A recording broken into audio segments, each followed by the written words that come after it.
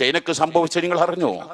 2023 ചൈനയുടെ 25 കൊല്ലത്തെ ശക്തനായ അമരക്കാരൻ ചൈനക്കാർ വിശേഷിപ്പിക്കുന്ന ഷീ ജിൻപിങ് നാഷണൽ വിമൻസ് കോൺഫറൻസിൽ പരസ്യമായി പ്രഖ്യാപിക്കുകയായി, ഞങ്ങൾ ഈ തത്വം ഇതാ വലിച്ചെറിയുന്നു. ഞങ്ങൾ ഈ തത്വം ഇതാ വലിച്ചെറിയുന്നു. സ്ത്രീകൾ വീട്ടിലിരിക്കട്ടെ, സ്ത്രീ വിവാഹിതയാവട്ടെ, സ്ത്രീ ഗർഭം ചുമക്കട്ടെ, സ്ത്രീ കുട്ടികളെ പ്രസവിക്കട്ടെ, സ്ത്രീ കുട്ടികളെ പരിപാലിക്കട്ടെ, സ്ത്രീ കുടുംബം സംരക്ഷിക്കട്ടെ. എന്തേ ചൈനക്ക് മാറ്റം വന്നു?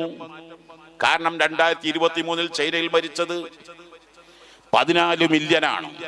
14 മില്യൺ എന്ന് പറഞ്ഞാൽ 1,40,00,000 ആളുകളാ ചൈനയിൽ മരിച്ചത്. എന്നാ ചൈനയിൽ 14 മില്യൺ ആളുകൾ മരിക്കുമ്പോ ജനിക്കേണ്ടത് എത്രയാണ്? ഒരു 20 മില്യണെങ്കിലും ജനിക്കണം. പക്ഷേ ആ വർഷം 20 മില്യൺ ജനിച്ചില്ല, 14 മില്യൺ ജനിച്ചില്ല, 9 മില്യൺ, അഥവാ 50 ലക്ഷം കുഞ്ഞുങ്ങളുടെ കുറവ്. ഞങ്ങൾ ചൈന ചെന്നപ്പോ എമിഗ്രേഷൻ കൗണ്ടറിലൊക്കെ ഇവിടെ ചെന്ന ഞങ്ങളെപ്പോലത്തെ നല്ല നല്ല യുവാക്കളെയാണ് കാണാറുള്ളത്. 18, 20, 40, 45, 35 കാണാറില്ലേ? ചൈനയെ കാണുന്നത് മദർ തെരേസന്റെ പ്രായം തോന്നിക്കുന്ന 85, 90, 95 വയസ്സുള്ള ആളുകളാണ് ഇമിഗ്രേഷൻ കൗണ്ടറുകളിലൊക്കെ അങ്ങനെ കണ്ടത്. അപ്പോഴാണ് ഇപ്പൊ ചൈന തിരിച്ചറിഞ്ഞത്. എന്നാ റഷ്യന്റെ കഥ കേട്ടിട്ടുണ്ടോ? റഷ്യ എന്ന് പറഞ്ഞാൽ ഇന്ത്യന്റെ 5 ഇരട്ടി വലുപ്പുണ്ട്. റഷ്യ ഇന്ത്യന്റെ 5 ഇരട്ടി. ഇന്ത്യയിൽ 149 കോടി ജനങ്ങളുണ്ട്. റഷ്യയിൽ അപ്പൊ 700 കോടി ജനങ്ങൾ വേണം. എന്നാ റഷ്യയിൽ ഇപ്പൊ എത്ര ഉണ്ട് അറിയോ? 14 കോടി ജനങ്ങളെ ഉള്ളൂ. നിങ്ങൾ ചാറ്റ് ജിപിടിയോട് ചോദിച്ചാളി, ഹേ ജിമിനിയോടൊന്ന് അന്വേഷിച്ചാളി. ഞാൻ പറഞ്ഞൊന്നും കേൾക്കണ്ട. ടൂൾസുകളൊന്ന് ചോദിച്ചാളി. അപ്പൊ അങ്ങനെ പറഞ്ഞു തരും എത്ര കുട്ടികളുണ്ട് ചൈനയിൽ. ഇപ്പൊ എത്ര ആളുണ്ട്? 14 കോടിയേ ഉള്ളൂ. ഇപ്പൊ മനുഷ്യന്മാര് ഇന്ത്യന്റെ 5 ഇരട്ടി. അവിടെ പേടിക്കാതിരിക്കുന്ന എന്തോ മഹാ അത്ഭുതം. ഇപ്പൊ റഷ്യൻ പ്രസിഡന്റ് പറഞ്ഞാൽ എന്താ അറിയോ? 30 കൊല്ലത്തോളം റഷ്യന്റെ പ്രസിഡന്റ് ആದ പുടിൻ പറയും, സഹോദരിമാരെ ചുരുങ്ങിയത് 8എങ്കിലും പ്രസവിക്കുവിൻ. ഓരോരുത്തർ 8എങ്കിലും പ്രസവിക്കൂ. ഇതെന്താ 8 കസാര എടുത്തേക്കണ പണിയാ? പറയാൻ എളുപ്പമുണ്ടല്ലോ ഇതൊക്കെ. മാത്രല്ല റഷ്യയിൽ ഉക്രൈനിൽ റഷ്യ യുദ്ധം നടന്നു 4 കൊല്ലത്തോളായി. അതാ മൈഗ്രേഷൻ വന്നു, അഥവാ കുറെ രക്തസാക്ഷികളായി. ഇപ്പൊ റഷ്യയുടെ നിലനിൽപ്പ് എന്ത് എന്ന് അങ്ങനെ ലോകം മുഴുവൻ. പക്ഷെ കേരളത്തിൽ ഇത്ര മർത്തുന്നത് ബാധിക്കുമെന്ന് ധരിച്ചിരുന്നില്ല.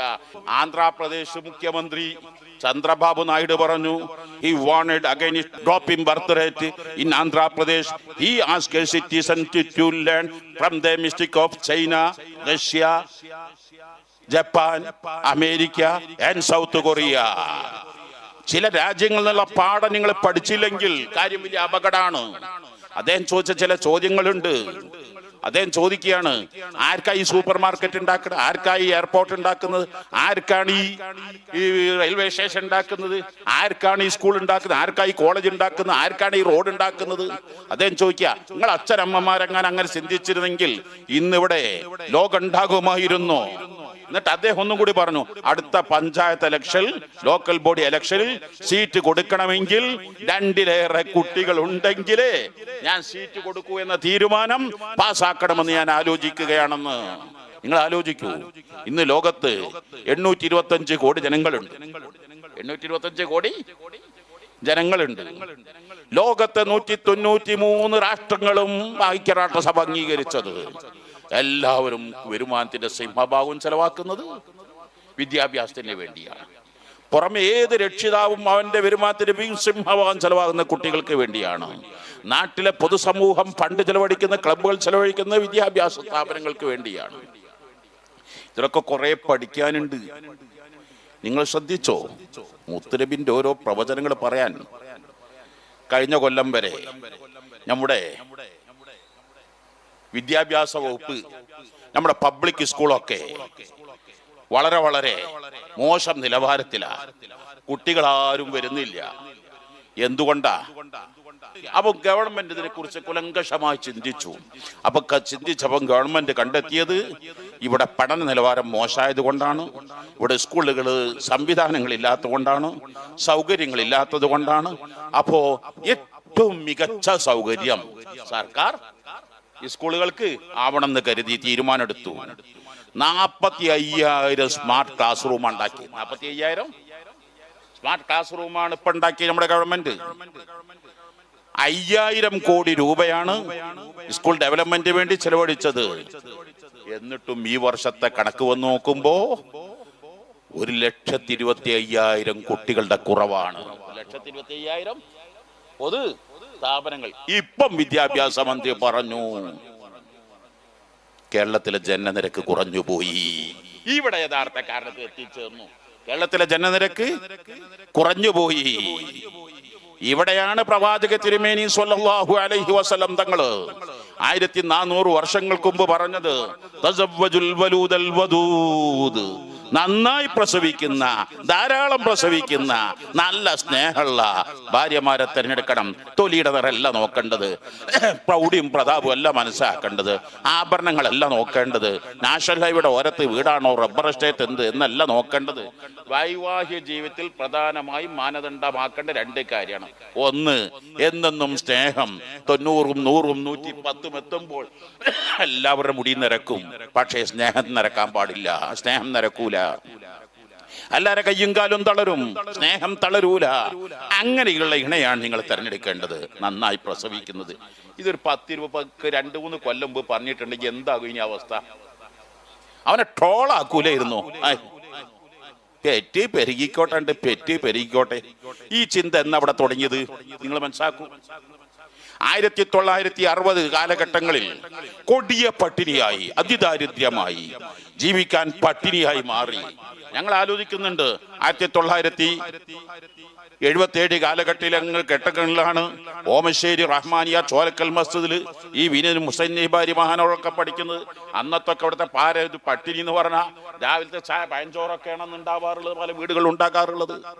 അന്ന് വെറും നിങ്ങളെ ഇതിന്റെ ചൂട്ടി ഇങ്ങനെ തുടങ്ങിയൊക്കെയാണ് അന്ന് പലയിടത്തും ഉണ്ടാകുക. അന്നൊന്നും അരിഭക്ഷണം വന്നേ കുറവ്. അപ്പൊ അതിനേക്കാൾ എത്രയോ കുറവാണ് 1960 കാലഘട്ടങ്ങളിൽ. അന്നൊക്കെ എന്നെ പഠിപ്പിച്ച ഉസ്താദ് പറഞ്ഞു കേട്ടിട്ടുണ്ട് 2 മാസത്തിൽ അരിഭക്ഷണം പോലും കണ്ടിട്ടില്ല എന്ന്. പക്ഷേ അപ്പോഴാണ് ലോകം ചിന്തിച്ചു തുടങ്ങിയത്, ഈ പോക്ക് പോയാൽ സന്താന വിസ്ഫോടനമാണ് ഇവിടെ വരാൻ പോകുന്നത്. മേഘവിസ്ഫോടനങ്ങൾ കേൾക്കുന്നില്ലേ? കഴിഞ്ഞ ദിവസങ്ങളൊക്കെ മേഘവിസ്ഫോടനം വന്നാൽ ഇവിടെ സാധാരണ 10 ഡിഗ്രി മഴയുന്ന 100 ഡിഗ്രിയാ. എത്ര ആൾക്കാരാണ് മരിക്കുന്നത്, എന്തെല്ലാം നാശനഷ്ടങ്ങളാ സംഭവിക്കുന്നത്. ഇനി വരാൻ പോകുന്നത് സന്താന വിസ്ഫോടന വരാൻ പോകുന്നത്.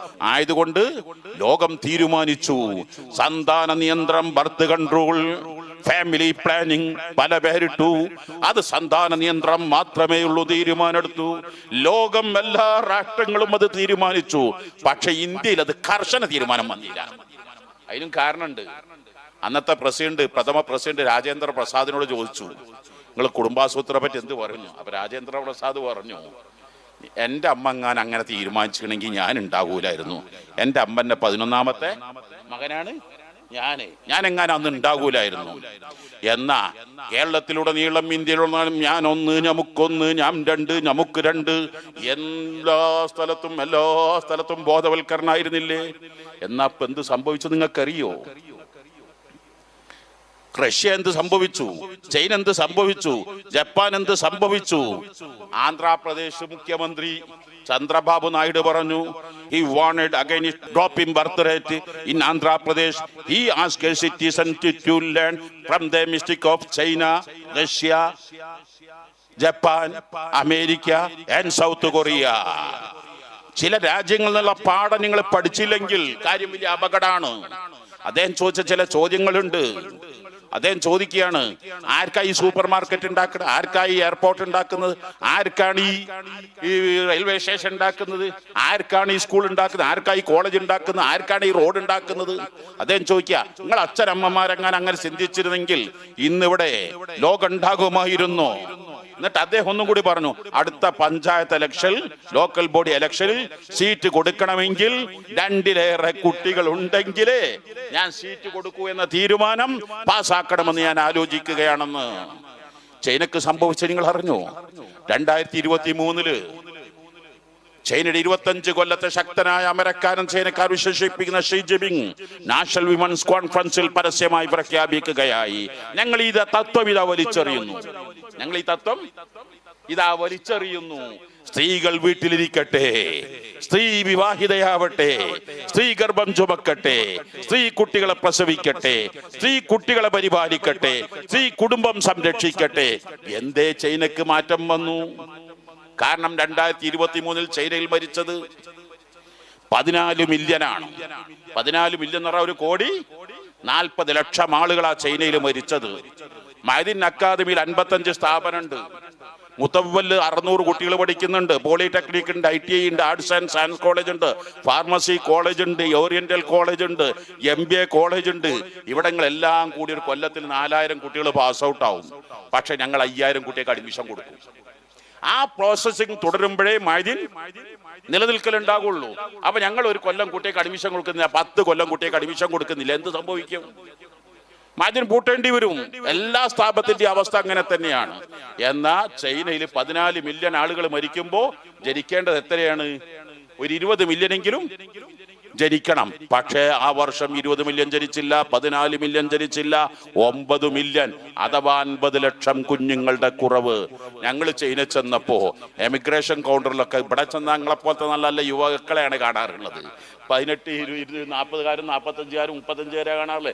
ചൈനയിൽ കാണുന്നത് മദർ തെരേസന്റെ പ്രായം തോന്നിക്കുന്ന 85-ഉം 90-ഉം 95-ഉം വയസ്സുള്ള ആളുകളാണ് ഇമിഗ്രേഷൻ കൗണ്ടറുകളിലൊക്കെ അങ്ങനെ കണ്ടത്. അപ്പോഴാണ് ഇപ്പൊ ചൈന തിരിച്ചറിഞ്ഞത്. എന്നാ റഷ്യന്റെ കഥ കേട്ടിട്ടുണ്ടോ? റഷ്യ എന്ന് പറഞ്ഞാൽ ഇന്ത്യന്റെ 5 ഇരട്ടി വലുപ്പുണ്ട്. റഷ്യ ഇന്ത്യന്റെ 5 ഇരട്ടി. ഇന്ത്യയിൽ 149 കോടി ജനങ്ങളുണ്ട്. റഷ്യയിൽ അപ്പൊ 700 കോടി ജനങ്ങൾ വേണം. എന്നാ റഷ്യയിൽ ഇപ്പൊ എത്ര ഉണ്ട് അറിയോ? 14 കോടി ജനങ്ങളെ ഉള്ളൂ. നിങ്ങൾ ചാറ്റ് ജിപിടിയോട് ചോദിച്ചാളി, ജിമിനിയോടൊന്ന് അന്വേഷിച്ചാളി. ഞാൻ പറഞ്ഞൊന്നും കേൾക്കണ്ട. ടൂൾസുകളൊന്ന് ചോദിച്ചാളി. അപ്പൊ അങ്ങനെ പറഞ്ഞു തരും എത്ര കുട്ടികളുണ്ട് ചൈനയിൽ. ഇപ്പൊ എത്ര ആളുണ്ട്? 14 കോടിയേ ഉള്ളൂ. ഇപ്പൊ മനുഷ്യന്മാര് ഇന്ത്യന്റെ 5 ഇരട്ടി. അവിടെ പേടിക്കാതിരിക്കുന്ന എന്തോ മഹാ അത്ഭുതം. ഇപ്പൊ റഷ്യൻ പ്രസിഡന്റ് പറഞ്ഞാൽ എന്താ അറിയോ? 30 കൊല്ലത്തോളം റഷ്യന്റെ പ്രസിഡന്റ് ആದ പുടിൻ പറയും, സഹോദരിമാരെ ചുരുങ്ങിയത് 8എങ്കിലും പ്രസവിക്കുവിൻ. ഓരോരുത്തരും 8എങ്കിലും പ്രസവിക്കുവിൻ. ഇതെന്താ 8 കസാല ഇട്ടെടുത്തേക്കണ പണിയാ? പറയാൻ എളുപ്പമുണ്ടല്ലോ. ഇതൊക്കെ മാത്രല്ല, റഷ്യയിൽ ഉക്രൈൻ്റെ റഷ്യൻ യുദ്ധം നടന്നു 4 കൊല്ലത്തോളായി. അതാ മൈഗ്രേഷൻ വന്നു, അഥവാ കുറെ രക്തസാക്ഷികളായി. ഇപ്പൊ റഷ്യയുടെ നിലനിൽപ്പ് എന്ത് എന്ന് അങ്ങനെ ലോകം മുഴുവൻ. പക്ഷെ കേരളത്തിൽ ഇത്ര മർത്തുന്നത് ബാധിക്കുമെന്ന് ധരിച്ചിരുന്നില്ല. ഇവിടെയാണ് നിങ്ങളത് ആലോചിക്കുക. ഞാൻ മുന്നോ പറഞ്ഞ് കേൾക്കണ്ട, നിങ്ങൾ നോക്കുക. 1960 കേരളത്തിൽ ദാരിദ്ര്യം എന്തായിരുന്നു? നിങ്ങൾ ഇനി ഞാൻ പറഞ്ഞ് കേൾക്കരുത്. നിങ്ങൾ ഇന്നിപ്പം ചെന്നിട്ട് കുട്ടികൾ നോക്കട്ടെ, ചാറ്റ് ജിപിടിയോട് ചോദിക്കട്ടെ, ജെമിനിയോട് ചോദിക്കട്ടെ, ടൂൾസിനോട് ചോദിക്കട്ടെ. ഇന്ത്യയിൽ 1960 67% ദാരിദ്ര്യം. എത്രേ? 67. 33% മാത്രമായിരുന്നു എന്തെങ്കിലും ഒന്ന് ജീവിതം കഴിയാൻ പറ്റത്. ഇപ്പം കേരളത്തിൽ ദാരിദ്ര്യരേഖ എത്രയാണ്? എത്രയാ? 0.01% പോലും അന്നത്തെ ദാരിദ്ര്യം ഇന്ന് കേരളത്തിലുണ്ടോ? നിങ്ങൾക്ക് തോന്നുന്നുണ്ടോ? ഇന്നിപ്പോ ലോകം കേരളം വിഷമിക്കുന്ന എന്താ? ഈ വേസ്റ്റ് മാനേജ്മെന്റ് എന്താ കാട്ടാന്നുള്ളത്. എന്റെ നിങ്ങളുടെ വീട്ടിലെയും വെച്ചിലുകള് തിന്നതിന്റെ ബാക്കി അതെവിടെ കൊണ്ടേ സംസ്കരിക്കാന്ന. അന്ന് തിന്നാൻ എന്താ കാട്ട എന്നായിരുന്നു അന്ന് ആലോചിച്ചിരുന്നത്. ഇപ്പൊ എന്താ? തിന്നതിന്റെ ബാക്കി എന്താ കാട്ട എന്നാണ് ആലോചിക്കുന്നത്. എന്ത് സംഭവിച്ചു? അന്നത്തെ ലോകത്തെ ജനസംഖ്യ ഇടിക്കങ്ങള്. അന്ന് ലോകത്ത് ജനസംഖ്യ എത്രയായിരുന്നു? ഇപ്പൊ നിങ്ങൾ ഞാൻ പറഞ്ഞ് കേൾക്കുന്നത് ചാറ്റ് പിടിക്കുക. 325 കോടി ജനങ്ങൾ. എത്രയാണ്? 325 കോടി ജനങ്ങളായിരുന്നു. ഇപ്പോഴോ 525 ജനങ്ങൾ കൂടി, അഥവാ ഇപ്പം 500 കോടി ജനങ്ങൾ കൂടി. എത്രേ? ഇപ്പൊ 825 കോടിയാ ജനങ്ങള്. അന്നത്തേക്കാൾ 500 കോടി ജനങ്ങൾ കൂടി. പക്ഷെ അന്നത്തേക്കാൾ ഈ സന്താനങ്ങൾ ഉണ്ടായിട്ട് ഇവിടെ എന്താ സംഭവിച്ചത്? ദാരിദ്ര്യം കുറയാണോ? അപ്പൊ ഇമാതിരി ഒന്നും അവിടെയാണ് മുത്ത് നബി സല്ലല്ലാഹു അലൈഹി വസല്ലം നിങ്ങൾ എന്താണോ പറഞ്ഞത് ആ പറഞ്ഞത് ഉൾക്കൊള്ളലല്ലാതെ എന്തെല്ലാം പഴയതായി ചിത്രീകരിച്ചോ അതെല്ലാം ഇന്ന് മോശമാണെന്ന് തിരിച്ചറിഞ്ഞു. ഞാൻ എന്റെ സംസാരം ദീർഘിപ്പിക്കുന്നില്ല. ഇവിടെയാണ് എന്റെ പ്രിയപ്പെട്ടവരോട് പറയാനുള്ളത്. അഷ്റഫുൽ ഖൽഖ് സ്വല്ലല്ലാഹു അലൈഹി വസല്ലം തങ്ങൾ ലോകത്തിന്റെ മുമ്പിൽ പറഞ്ഞതെല്ലാം അവിടുത്തെ മുഅ്ജിസ